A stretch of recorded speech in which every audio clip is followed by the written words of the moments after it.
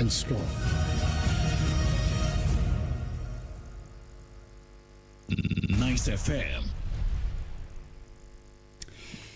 Pramoto Ghana this year, me mama nyina kwa bamfamra Nyce 90.7 area pram to break se bo jaso ana enne ukwada November bo seme ne de toso dumienu matna se ese won kodwa me de wonsem esmu e okasa fidie yi esin na na de kase abone de ajayo ensem a wo munya sem ketwa na ende ubeti wasum nsem ahwe wani so ade ankasa ntia na de woni mienu yanka ntwem wo Facebook eho na ne de yemfa bibia nso anhihye so kama ewo ho no mo matna se de ensem no edos ye pa ana me de eba besom na nia ebedi mu akotin ebi ni se ania anano recruitment eba ya yese ani o ye famanfo no maba be ye dma wo amimu wono mu ande omo fa mu no ya fra wom na kwahwe stampede si ama ye nya ntie se nimpansia atwa yanom ewo nsiedo ewo sa recruitment hu nsensem mu na nyina mu yabeka ho asem ede amaw ewo eye kasafide yi eso eno echi nso yabegbo awura nsemfufro mu ene ba mo adwuma ekwo no posifo ne sojafo aka bom ama ne de amia ya hodo a omobo omodin a mema ma ya pa wo so mo hwe na galamse ekwo no mo nkuntu ase no kotishe omo so no we de ye fe na ni nda omani nda o de mo nim se mpanifo kra rafi ana mpanifo akoda na ye soa wom enya sam ketwa ya de no nso enkyeremu ni emfoni nso ebesom ewa kasafidie yi esom ewa nsanfufro mu no enso ye nyina ya beka ya na nsan bi eye abandada ne penso lithium sensem bi esore ewo omaye mu ama hu ba ye se pinzo na eye sa lithium sensem no asanya kopie mu ewo mrashebedwam na yabeka ho asem ede amaw yankopon ya adoma edo china ana my Ghana ya photo sanfo Dr. Kesel atofosen ebekwa kopie mu mrashebedwam no de my Ghana ya komobo sika yedi bedi dwuma ewo afiedi yanimu mu no watumi ede atodwa ewo hono na no mu no ene dey eye yensem trofo akosua sapon ene de odu ati won hugumonten so ene Ghana fo bi ekodi nkomo na nkomo twetwe no senia esikoye no mene ne nyina mu nkyeremu ebesom ewo kasafidie eso enso ewo eho no mo na ene kasebo ne de jai bo modi awantie bia na kire se waya ho papa entitam chuku na tie ensam a eba no na wadwe nkyere bo modi na fabre na ne de yemfa ntwum nso emfama na bibia nso enkoso kama elhom na kasebo menya hoden akan ede amamode a na ye nyumakwa bi na ebo mechi dom na awie menya hoden sonko na metumi de akan kasebo ede amamom ni senti kasebo mu asida piesie no ekode a enkoma addition herbal clinic sa wono madawro ma omoboa amanyarwa hodo abetena ye nipadua so a ayekranko ye ko a enko no obi o wa chese ba bia duru kra de wa pa ba sa ya de fami ko da bi bo amadi akopie mu ewo addition herbal clinic omudi abibidro krojen ana betu unyare wani nyina se ede ama say stroke ulcer diabetes pressure sasabro asthma sexual weakness ana wo hu nsem no ne nyina no wo de kopia on ma so ya omudi abibidro ebetu ne nyina se ede ama gomo Francis Jeva Utensa so dan ho no mubuto frɛ 0545 04 2121 na eniwo eni enkomo na yankopie mu works bite ewo anenye yeko ekodi nnuane papa ni nyina enso ewo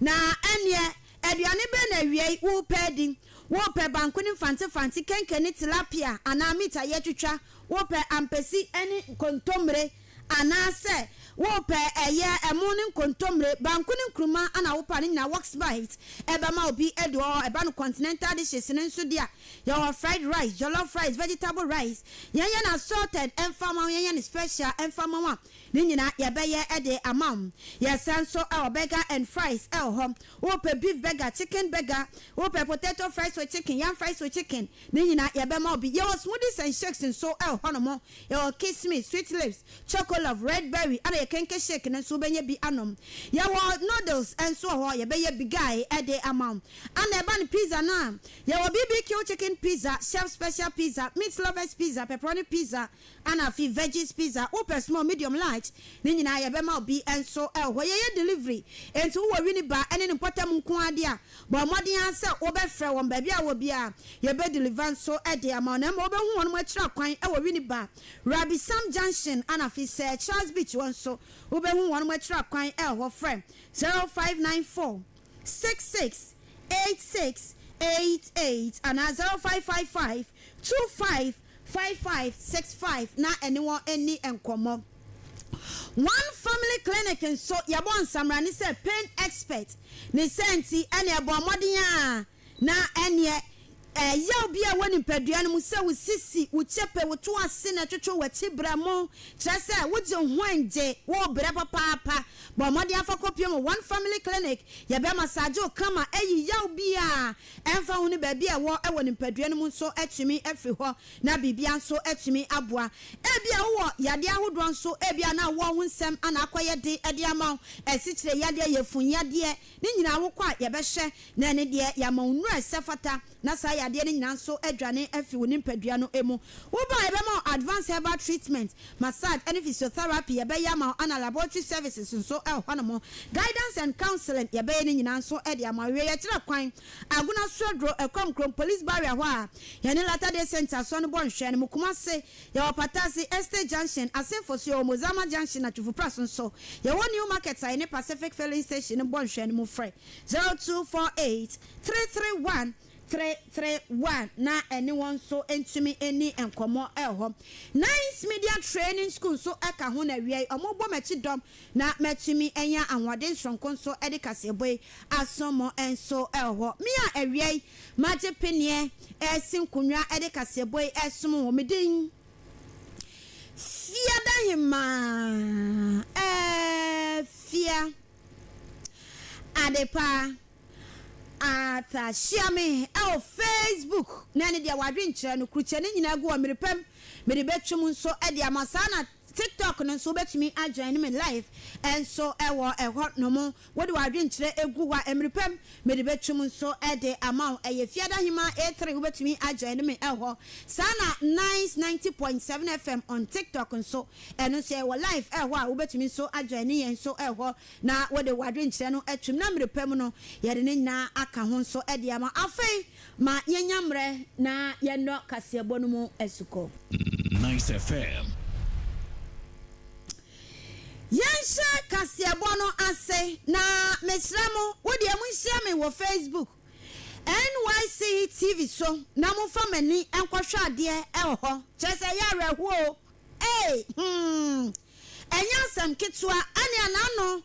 ana ene ebebeto dwa se ya bie kwan se onomo a omani gi se eba no eye military adwuma na omo pese omo beye bi no akwanya no aba forms no aba out nti ubetumi akọ na tre se wakọ akotobi na ani de utumi fa bibia mu totoro a na unso watumi akọ join ami no na bibia nso atumi akọ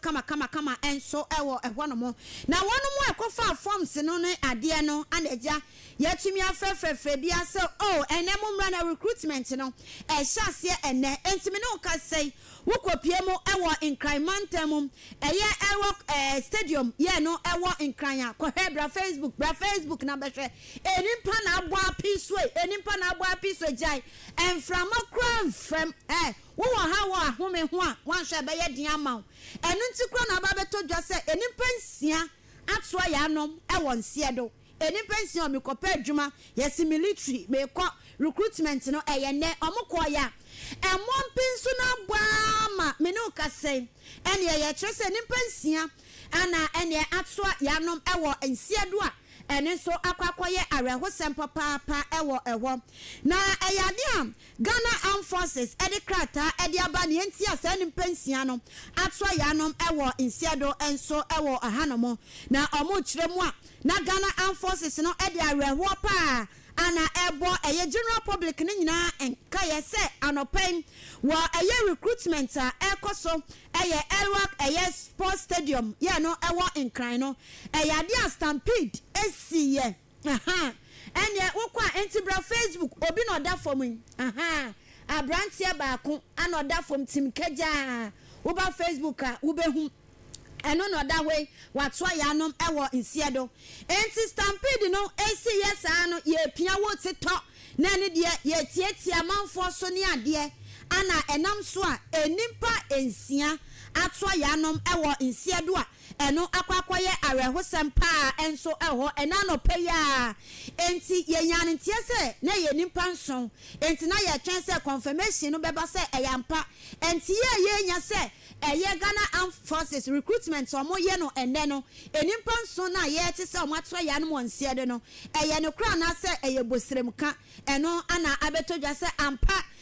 ebinom ato ya no wonsie de na mom enye enimpa nson se na edi nkan enya no entie no na mom enimpa nsia ana anopeya omo adware omo address kama o manda omo akra wo fie recruitment yo me kwhwe se na bibia ebetumi akokọ so a wakwa akohia na kwanhia wo enso ewo ho ya akwakoye arehusem papa enso ewo nomom na eye Ghana Armed Forces kiremu a na wedie no mani ndakra se ebetumi abasei ana enya abasa ne senti ebi nso eprepra pa ya emu odin a kire se eni enyan ne senti wonu mo eprepra ni nyina no ye do mo akwa mu ewo ye 37 military hospital ye pe ayarhenso ediama mpenifo ebo mu modin bi aso betumi enya ayarhenso etumi ede ama wo enso ewo eho na afinso wonu mu a ene eto ayanom ewo insiedo no nso no ene yahwe etumi aboa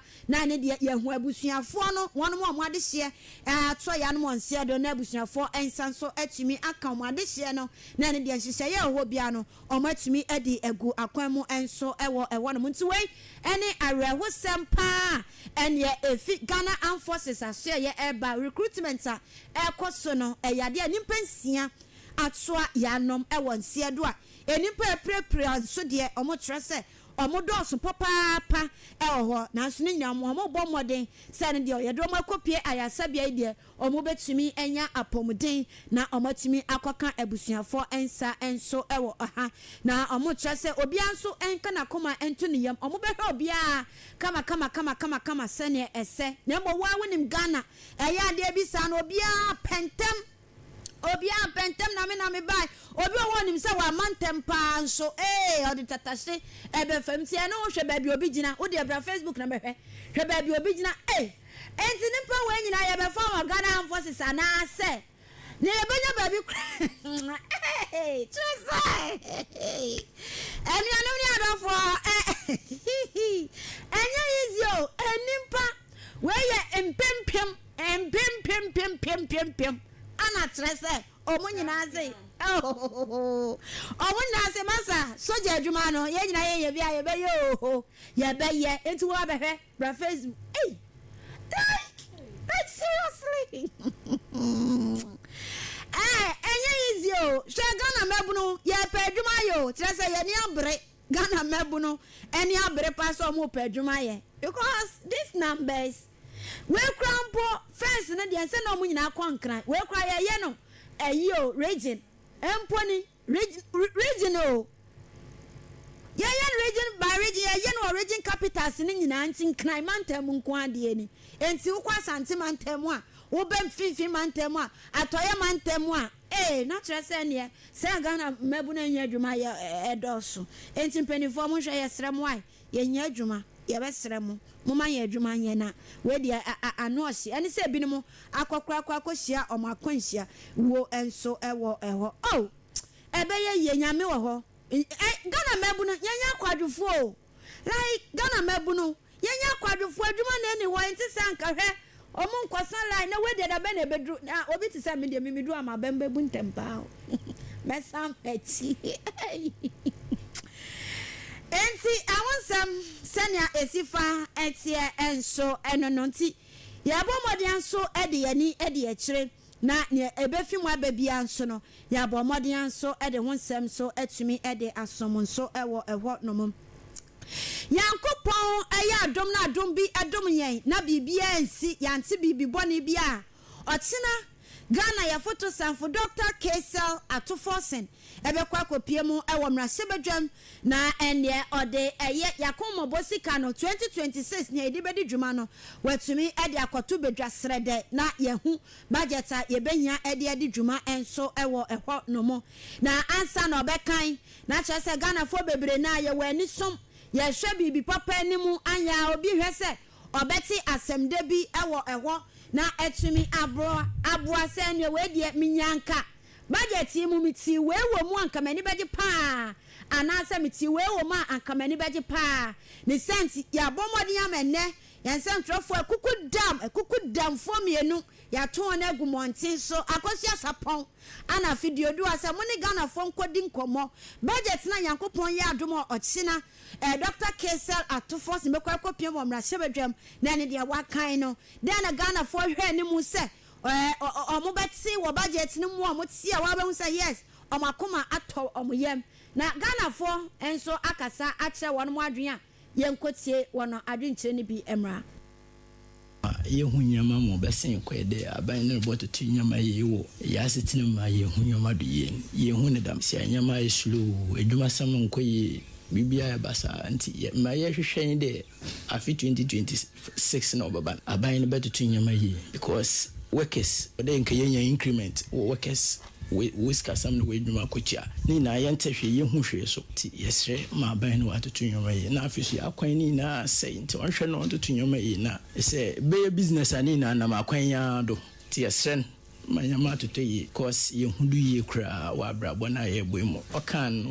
wa yene da mama especially here mo central region fu nyama ye to no so ye de edwuma no so mama na nyama na bona akofo ma ye tum ya ye edwuma because ye edwuma no right and so ye against no a few Ghana Yankopon boy asumdwe pa ojukwa na nche Ghana yan wechire ye yempa infunu so weka ho in the university kra ni edwuma ye se yes kasem ye bibia ya basa so mama say Ghana no o ye din man Ghana ayede maya pa aban onfone yi won tufem na yeskasem ye bibiara onyamaya na yasunya ye wo Ghana no ye yahuto kakra me de ma me hwehwe fimane se ombatitis me yama no so amaya na ye tumi akoyenim mbie me ye meet panty sam ne bibia nsa bibia hen na ye wo man munti bibia ense dollars no ko for ma enwama no omote so buy dollars nsa ko so la enwama no bosan ko so me yesa nse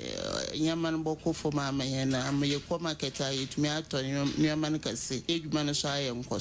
an individual, I'm happy about the VAT revision. I learned they'll be working around the VAT to bring some new things inside and remove some other things. And the COVID levy, I'm expecting highly that it will be scrapped out from the tax system so that it will give us some briefing space in terms of prices of goods and services. And the other thing I'm also looking at is if the finance minister will be able to capture in the budget statement where there'll be provision made for the youth, especially those that completed a tertiary and then they've been looking for a job, they're not getting job, and they have their handiwork doing. There should be some platform or system created for them to support them financially to expand their business. I think it will help ease some burden on us in this country. If government no bet to me be shops our roadside and my I bet to me be afford my na to me any sky rent I business I think say boy because me say we are more so to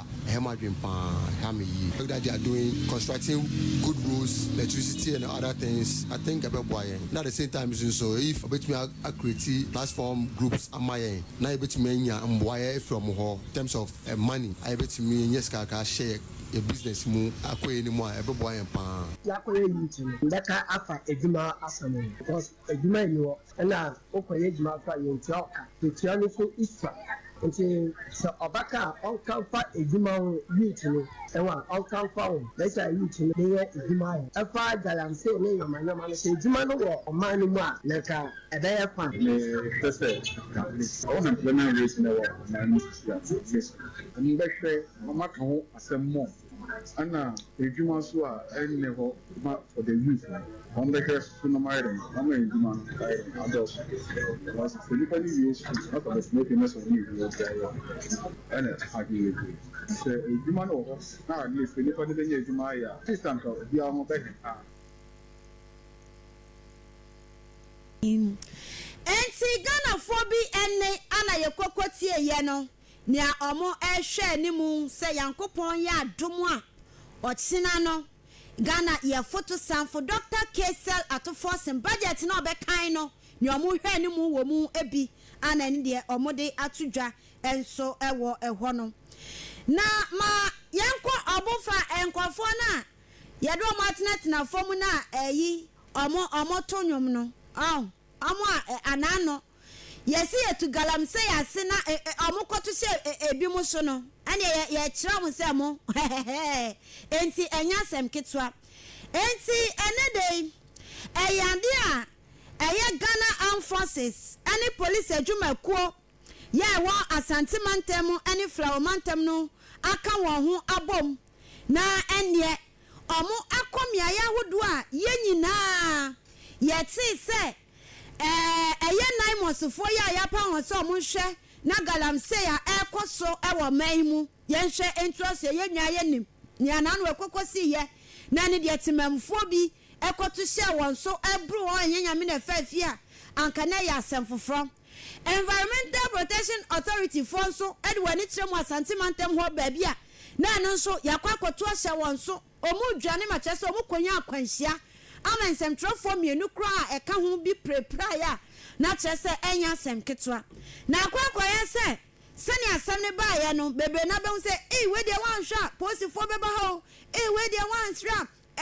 doctor soldier fo beba ho nti bebre na be dwane nti omobo amode ata me tuku ama emujoe kakra mo hu se ni aye de enkofo no kra omu refi ana omo strike enti eni ahomachin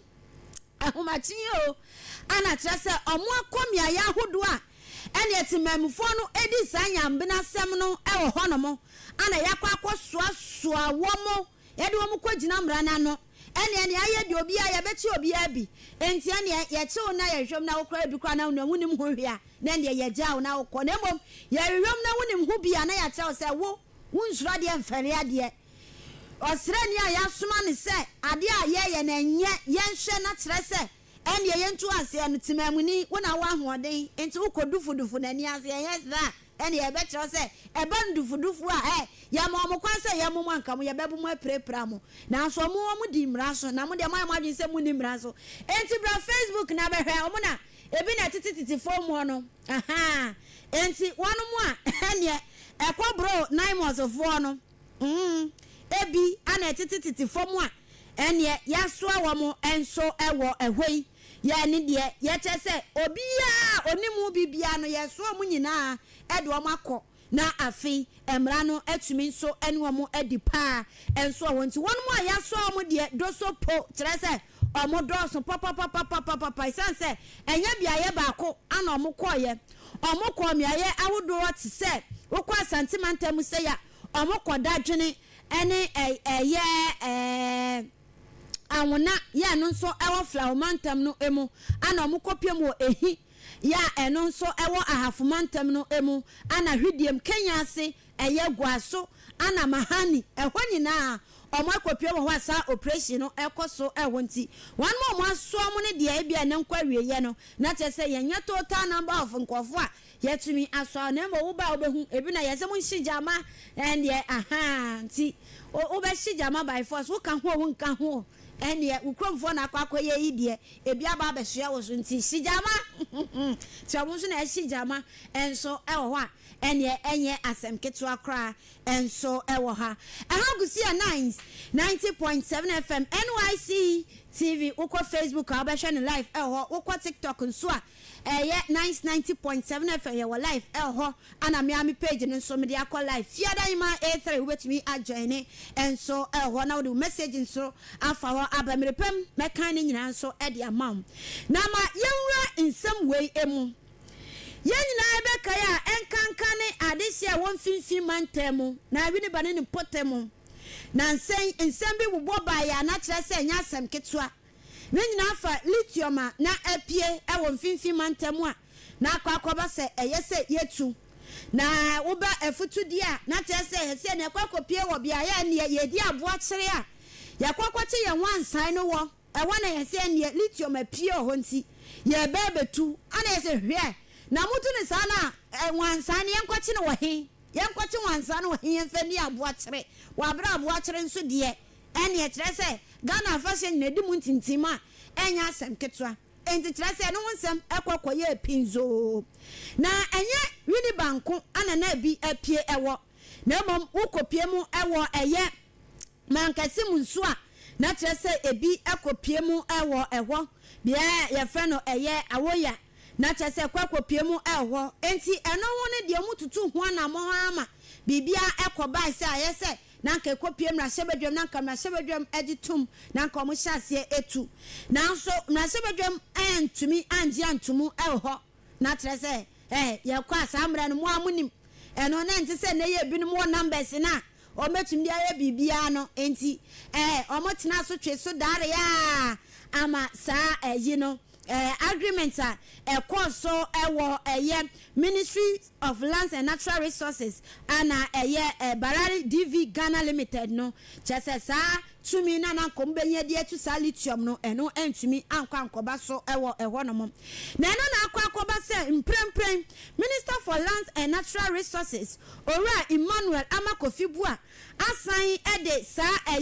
mining lease no akopie mu ewo mrahebedwam se yehwe na yenjintum na ende enhyase na omasan ede akọ ọkyerẹ mu se sisia no kane na omoji side no etu mu no wo hwe se ne na lithium no bo no eti odwaman so na sisia no atia ba fom se hu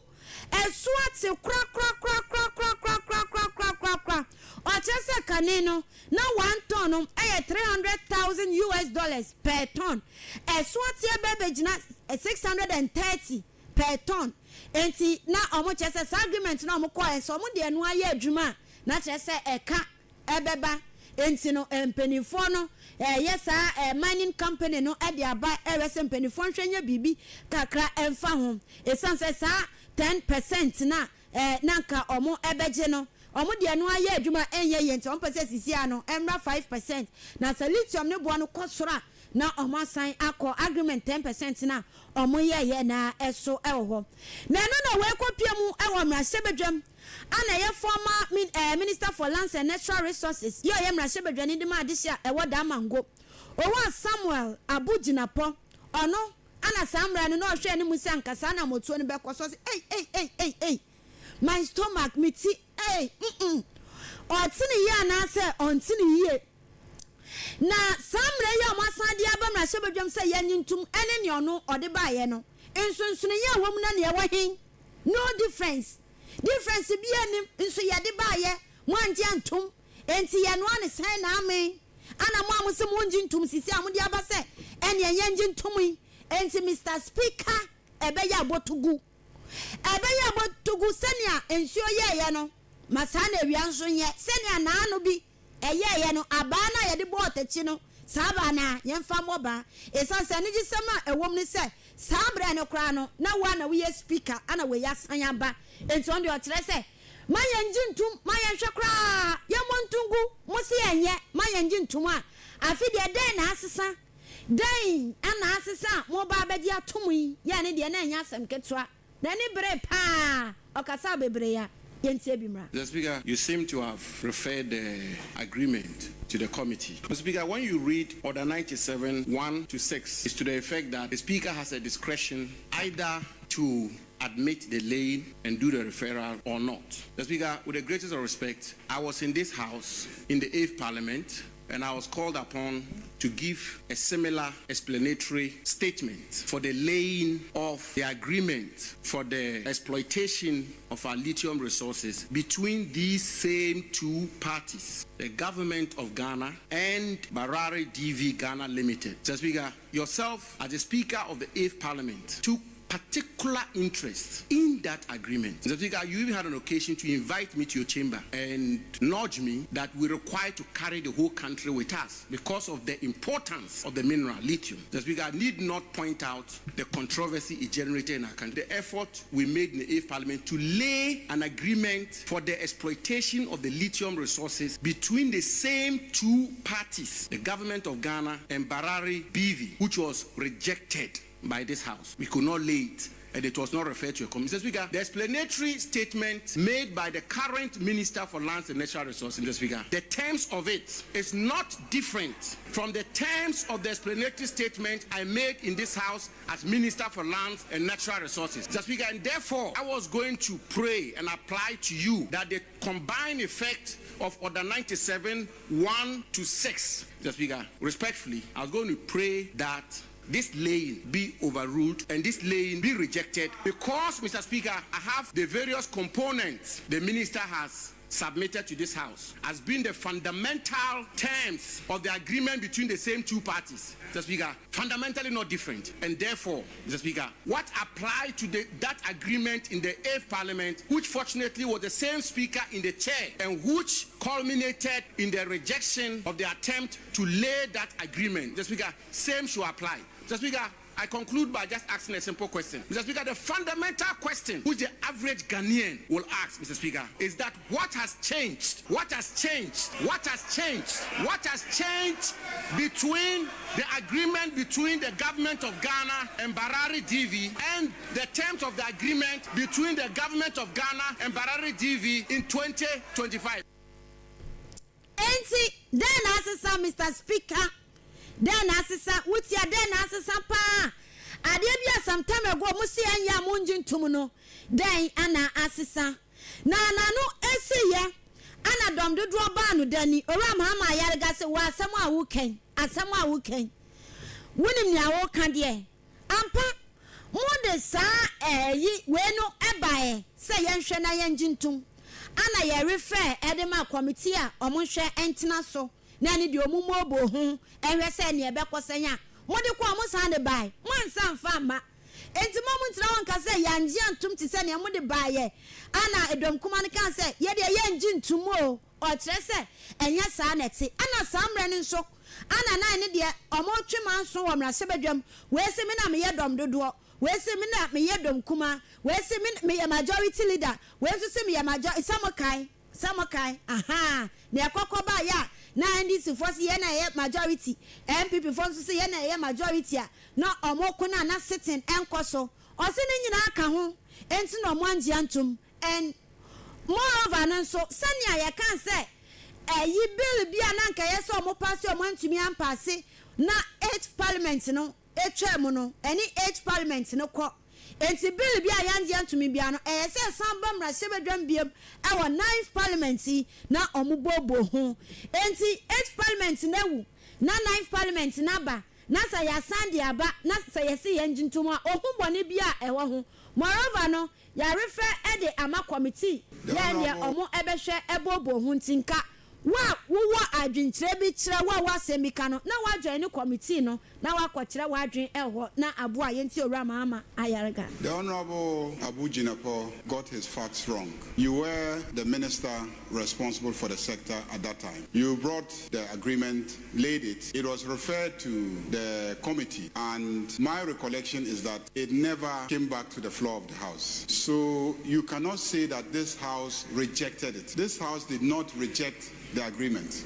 The records of this House will bear me out that you brought it here, yes. There was a lot of public interest in the matter. It was referred to committee, but it never got back to the plenary for us to consider. So it is not the case that the agreement was rejected by Parliament. If you recall, the last few months of that Parliament was plagued with litigation, injunction after injunction, the great Afenyo Makin, the Osahene, and the question of whether he was minority leader or majority leader, and whether his side was a majority or minority rendered this parliament ineffective because we had injunctions were in court, and so we never dealt with so many matters that were pending. It wasn't because the House considered it and rejected it. So the life of the parliament ended without the matter being considered. And normally matters that come before us and the life of the parliament ends without the matters being concluded, usually we bring them back and start afresh. I believe it is in the spirit of this practice that you have asked that we should start afresh the LGBTQ bill. Same thing. That is why this is coming back. And secondly, what has changed? Our sitting places have changed. So, Mr. Speaker,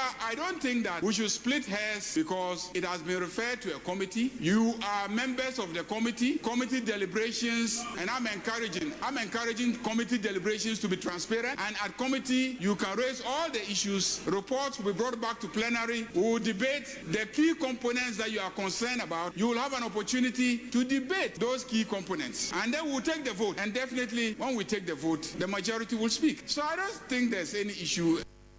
And so no do won say where your issue be as a way so mobile be to mu. Ono so no see ya na. Eye don kuma ba no dani Honorable Alexander Fenyomakin enso chair ni say won so when your facts wrong.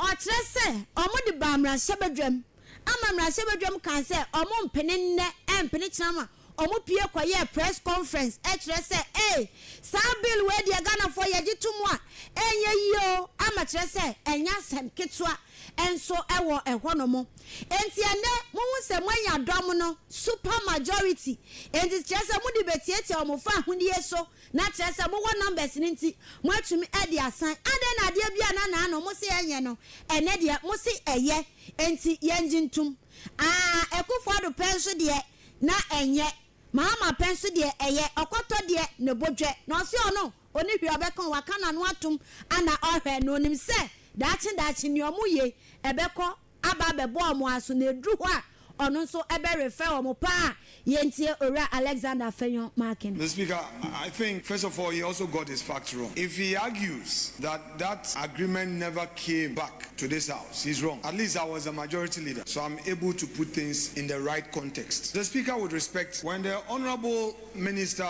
of Lands and Natural Resources, Abu Jinapo, as he then was, appeared before the committee, our friends in the NDC held a press conference to register their opposition to the agreement in its entirety. So it's the reason he asked what has changed. Mr. Speaker, I was a leader of government business, and the attempt to lay the paper, he and his colleagues denied us the opportunity to lay this paper that they won't allow. In your own words, you said the prices have gone down. Mr. Speaker, this agreement in its current state is worse than before. Royalties have lowered, and if the majority leader's only response is that the change is because you are now in majority. So, Mr. Speaker, where is the principle? If yesterday you told the people of Ghana that a particular agreement in its form and shape was not good for the good of the country, today you say the mere fact that you are in majority, you have numbers, you will bring the same agreement in its worst situation, then because you have super majority, you will pass it. Mr. Speaker, all of a sudden,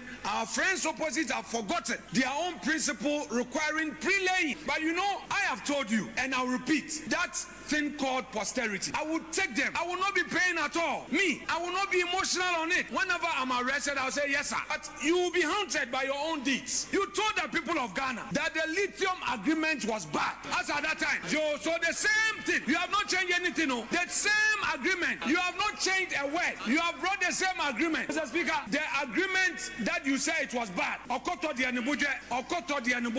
it was under Akufo-Addo government, you said the agreement was bad. Today, even when the royalties have been lowered, and the royalties have been lowered, you are bringing it. When prices have gone down, you are now bringing it, claiming that you have super majority. You use your numbers to pass it. Mr. Speaker, we want to be guided by principle and remind our colleagues that it is only fair to be consistent, to remain firm on a matter that you believe strongly that it is good or wrong. And to some na loyalties na won no krampo na che say ye e more de 10% sisi aba 5% kra mo de mo ko wo fom say ye njintum akoto de ne bodwe akoto de ne bodwe enti eno ne ye eye don kuma ba no de ni Honorable Alexander Fenyomakin enso ne replyer odema dom dodo ba no dani eno no na ne omuye togbe kasa we di fa ha na dom kuma dia fa ha na we nso na we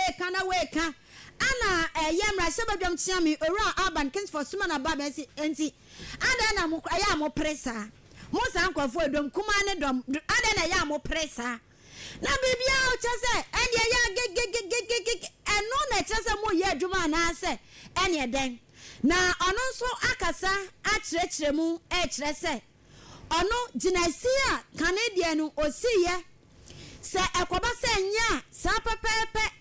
onka se ei ana se dabi sene ye nim so ye na adwuma no sa pepepe ana obeye na adwuma na mom nia etine se senia ye ka se omode bai na ye botugu ye ne de enye no kre se bai ana omo botugu ye e bai ana omo refer to committee ya se omo hwe ebobo hu na ne de omutumi ehu nia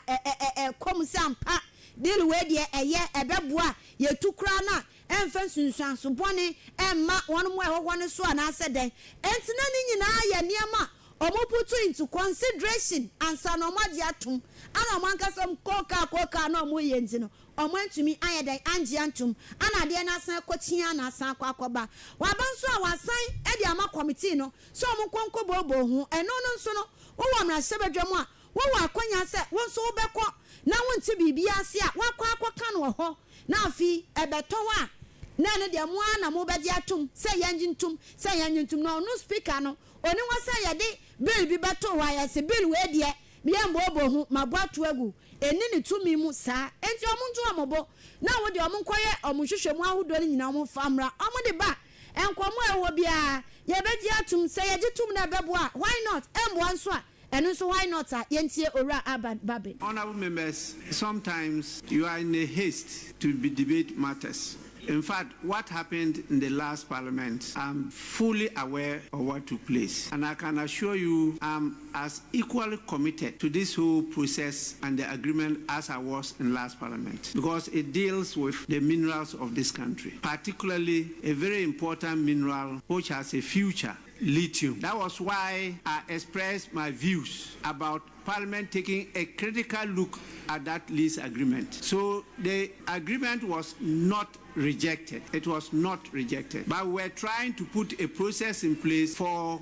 Parliament to critically examine it and make sure that the right thing is done. That was what happened. But please, our rules are very clear. And you read 97(1), which says whenever sufficient copies of a paper have been received in the office of the clerk for distribution to members, notice of the presentation of that paper may be placed on the order paper. And when the speaker announces presentation of papers, the person laying the paper shall rise and bow to the chair, and the clerk shall read the title of the paper, and the paper shall be considered to have been laid on the table. That is the process. Now, I refer it to the relevant committee. I cannot, after it's laid, exercise a discretion to say, no, I don't have that discretion. That is not the rule. It's after the report is submitted by the committee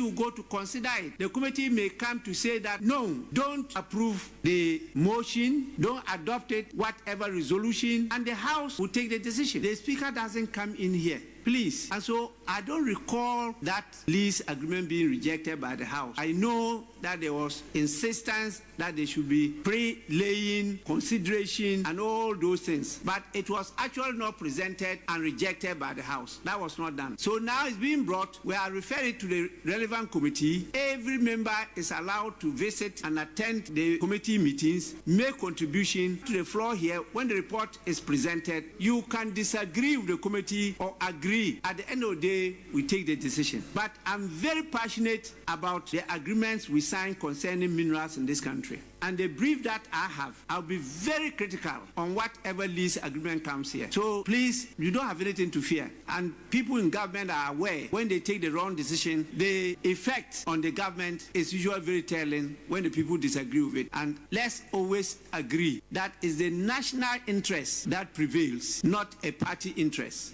Honorable members, I accordingly refer the mining lease agreement, which is referred to as new, to the Committee on Lands and Forestry for consideration and report to the House. Enti mrasaba dwam chiame orua Alban Kings for Sumana Babin ene ana yekokotie yese mokra ya mo predodo ya mo pre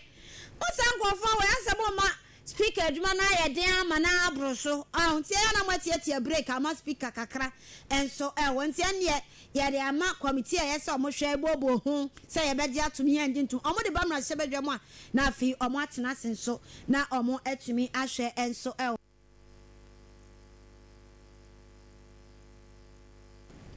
Enti emreninti yade kasebo no ebesi ha na yade messages a efi Facebook no eba yenso etumi atoa so enso ewo na yenhye messages a eba yen nso ebi ewo Nyce 90.7 TikTok message by TikTok TikTok message amba okay so mami kind Facebook messages eba yen fancy. Enti Facebook messages are eba ye no ebini we see a friend of mingle blink and see in chia and on the ode eba and we so I say a friend of amiskus pelele or shaka se boy life edifi kaswa and or say hey military stampede ya course ewo ewo kidie hey nanka ye betumi esia no kwan pa nanso ana ode aba ewo ha we see a friend Emmanuel Asante or say o mami aha no hweka sebo life edifi gomwa buduata ana we so see a friend Ransford Imprim ana say sister Fia you are looking so sweet wo de ebinom kopre adwuma na omo ye wo de wugina ha na wo ye and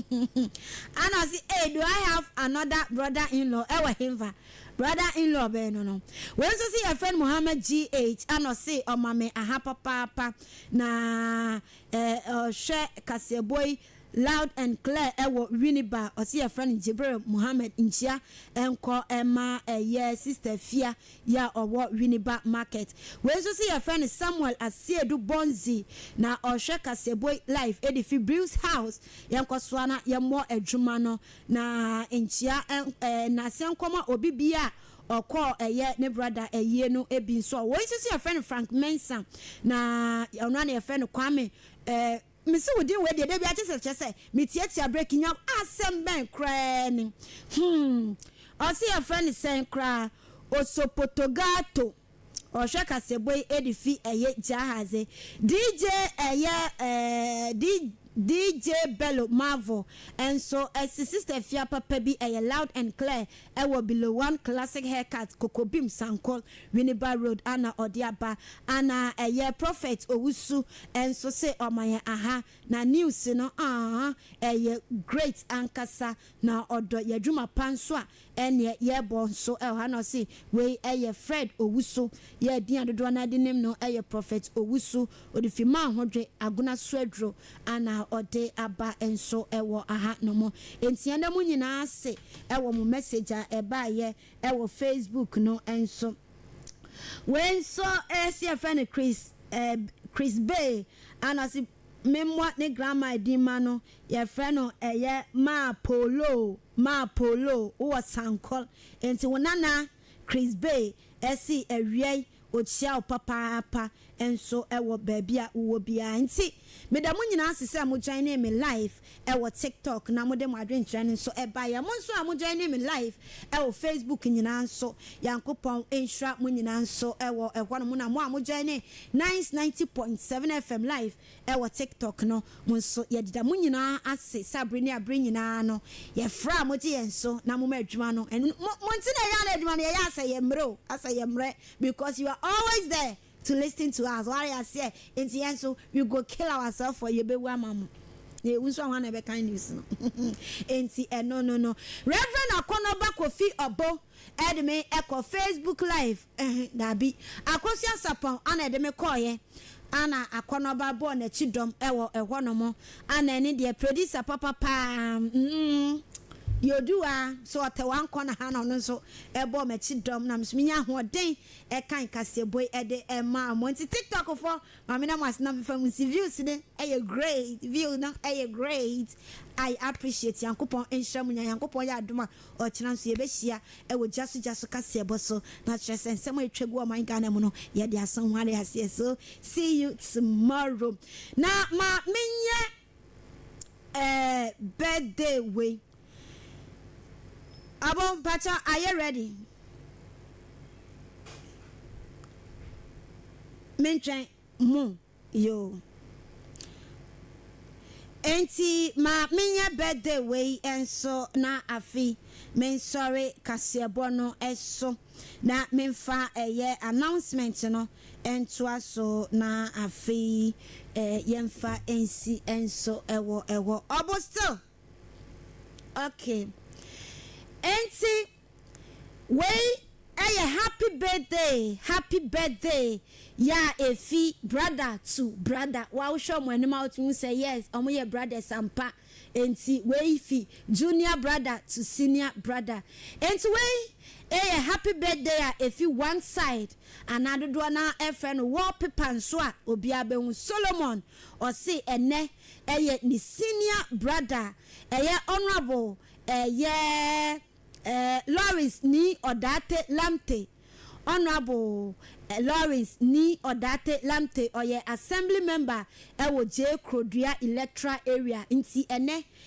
na odanti honorable we fi wan kasa junior brother enchen Solomon ana o say happy birthday enko emfa ema yankopon ensha papa na oma odaye so ene wani so ade hu nyina nso emremu enso eho wone wodi wa woda bia nso no happy birthday enko emfa ema nso ewo no munti ma me fam nsi na mentwa me hotel enso na memra edini there as usual fiada hima fia adepa